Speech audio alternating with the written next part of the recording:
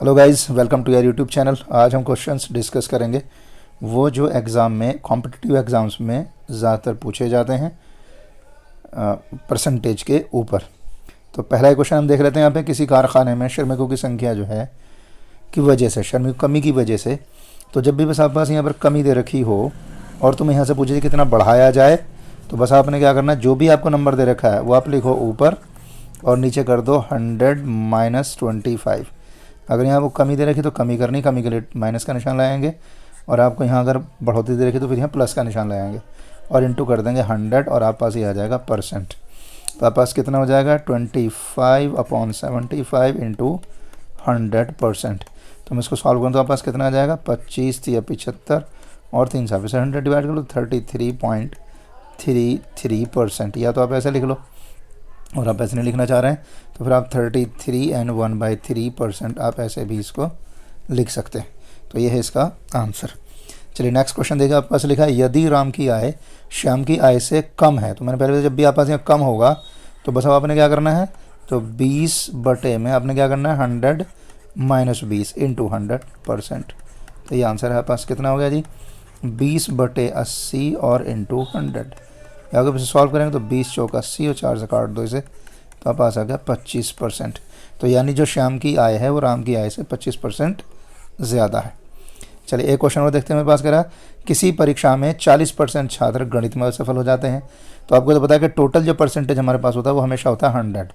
अब इस 100 में से माइनस करेंगे किस किस को, 40% को, जो हमारे पास 40 है, ये 40% छात्र गणित में असफल हो जाते हैं, 30% जो अंग्रेज़ी में असफल हो जाते हैं, तो 30% ये, और कराइए 10% फिर आप पास लेगा 10% दोनों विषयों में फेल हो जाते हैं।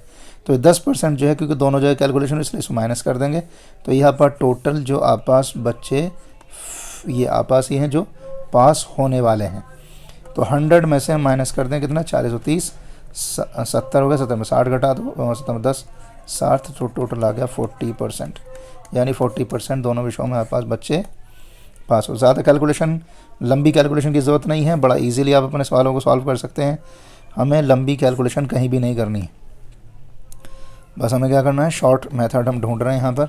चलिए अब क्वेश्चन ही देख लो। यदि वास्तविक जो आप पास ये जो मेरे पास ऑब्जेक्टिव मैथमेटिक्स क्वेश्चन होते हैं, कह रहा उनके जो द्वितीय संस्करण है, यानी जब आप उसका सेकंड रिवीजन बनाया गया और जब उसका थर्ड रिवीजन बनाया गया तो क्या करा, उसमें 10% बढ़ा दिया और थर्ड वाले में 20% बढ़ा दिया।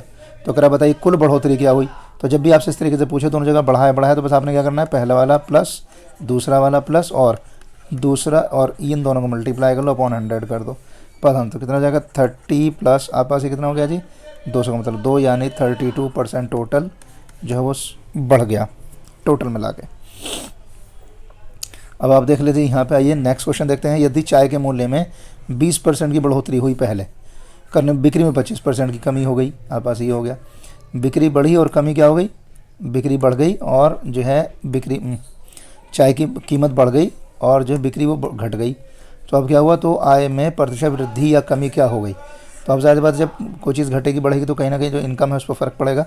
तो जो आपकी चीज़ बढ़ी है उसे तो हम प्लस कर देंगे और जो चीज़ घटी है उसे माइनस कर देंगे इंटू 20 - 25, सॉरी फिर माइनस लगाएंगे 20 इंटू 25। अगर एक चीज़ घट रही है एक चीज़ बढ़ रही है तो फिर जो चीज़ बढ़ रही है प्लस और जो चीज़ घट रही है माइनस, और यहाँ टोटल मिला के पास ही माइनस ही आएगा क्योंकि तो एक बढ़ रही है घट रही है, अपॉन में 100। आप पास ही हो गया 25 चौका 100, 4 से आप इसे काट दें 5।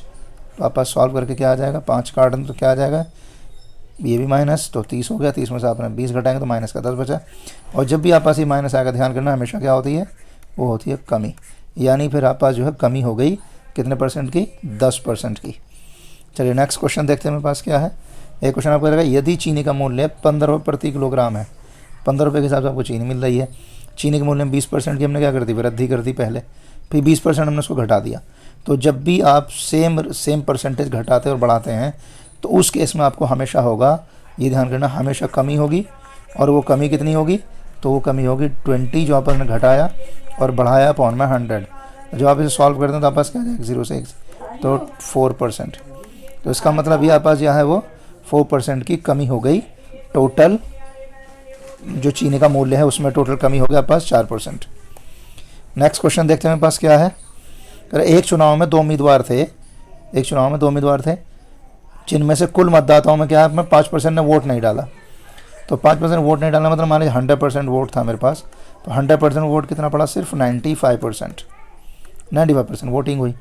अपना मत प्रयोग नहीं किया। सफल उम्मीदवार जो थे 50% मत लेकर 2000, अब ये जो है यानी 100 में से 50% तो इसको पड़ गए, और इनमें अब कितने वोट नहीं पड़े, वोट दूसरे उम्मीदवार को 45%, पहले को 50% पड़े तो दूसरे को 45, यानी 5% वोट आप पास किसके बराबर हो गया, 2000 के। तो 1% किसके बराबर हो गया, 400 के। अब कह रहा है जो पराजित उम्मीदवार है, जो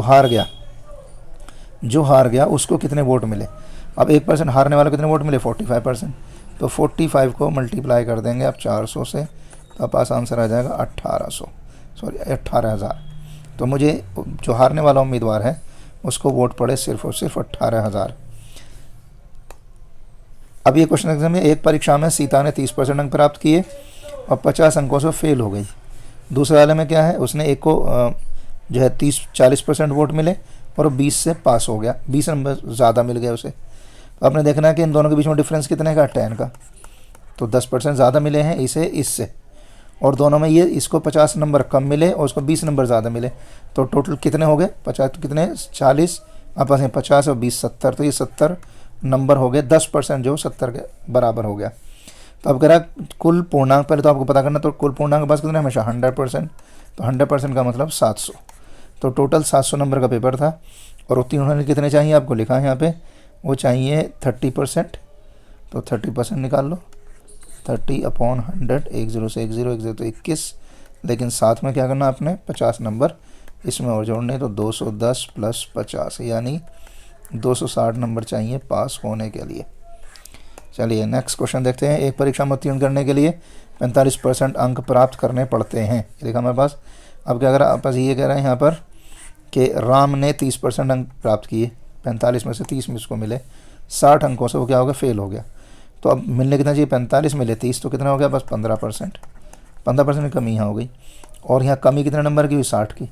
तो इसलिए 1% कितने के बराबर हो गया, 15 चौका 60, यानी यहाँ पास 4 नंबर के। तो अब जाहिर सी बात है, आप पास 100, तो अब पेपर तो होता है 100% का, 100% मीन्स 400।